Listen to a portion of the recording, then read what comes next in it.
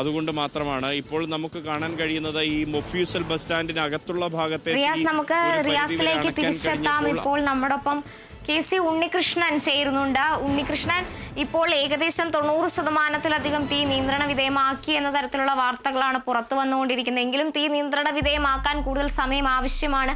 എന്താണ് ലഭ്യമാകുന്ന കൂടുതൽ വിവരങ്ങൾ?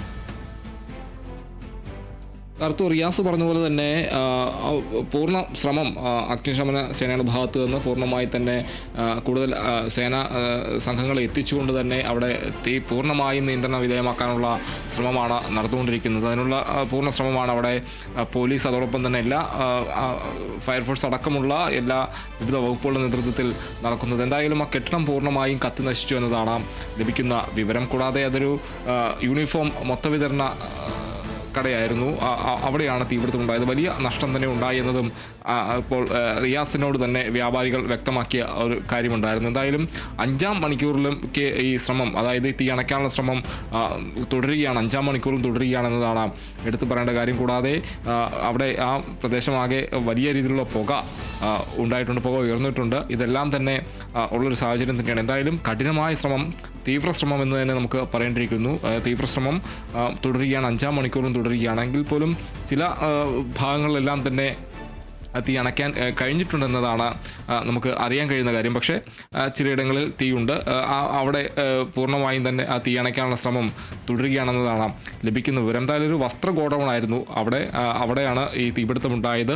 കൂടുതൽ തീ വലിയ രീതിയിൽ തന്നെ ആളിപ്പടരുന്നൊരു സാഹചര്യമുണ്ടായി. അതുപോലെ തന്നെ സമീപത്തെ കടകളിലേക്കും ഈ തീ വ്യാപിക്കുന്ന ഒരു സ്ഥിതി ഉണ്ടായിരുന്നു.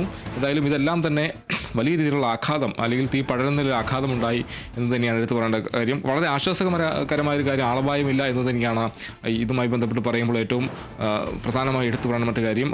ആളപായമില്ല എന്നത് ആശ്വാസമാണ്. പക്ഷേ അവിടെ വലിയ രീതിയിലുള്ള തീ പടരുന്നൊരു സാഹചര്യം ഉണ്ടായി. കൂടാതെ വലിയ പുക അവിടെ ഉണ്ടാവുന്നു.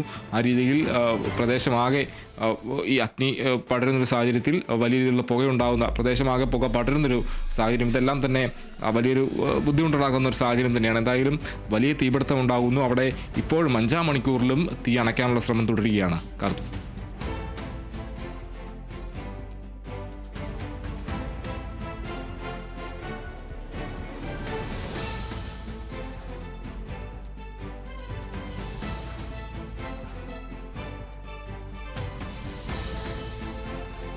കോഴിക്കോട് പുതിയ ബസ് സ്റ്റാൻഡിനടുത്തുണ്ടായ കോംപ്ലക്സിലുണ്ടായ വൻ തീപിടുത്തത്തിന്റെ തീ ഇപ്പോഴും നിയന്ത്രണ വിധേയമാക്കാൻ ഫയർഫോഴ്സ് ശ്രമം തുടരുകയാണ്. 90%-ലധികം തീ നിയന്ത്രണ വിധേയമാക്കി എന്ന തരത്തിലുള്ള വാർത്തകളാണ് പുറത്തു വന്നത്. എന്നാലും ഇനിയും തീ നിയന്ത്രണം വിധേയമാക്കേണ്ടതുണ്ട്. ഈ ഗോഡൌണിലുണ്ടായ ഈ തീപിടുത്തത്തിൽ കൂടുതൽ വൻ പുകയാണ് പരിസര പ്രദേശത്താകെ നിറഞ്ഞിരിക്കുന്നത്. ഇതും വലിയ പ്രതിസന്ധിയാണ് സൃഷ്ടിച്ചുകൊണ്ടിരിക്കുന്നത്. കൂടാതെ ഫയർഫോഴ്സ് യൂണിറ്റുകൾ സംഭവ സ്ഥലത്തേക്ക് എത്തിക്കൊണ്ടിരിക്കുന്നുണ്ട്. മന്ത്രിമാരും കളക്ടറും അടക്കമുള്ള ജനപ്രതിനിധികളെല്ലാം സംഭവ സ്ഥലത്ത് ഇപ്പോൾ ഉണ്ട്. നമുക്ക് ഈ വാർത്തയിലേക്ക് ഇനിയും തിരിച്ചു വരേണ്ടതുണ്ട്. അതിനു മുമ്പ് ചെറിയൊരു ഇടവേള.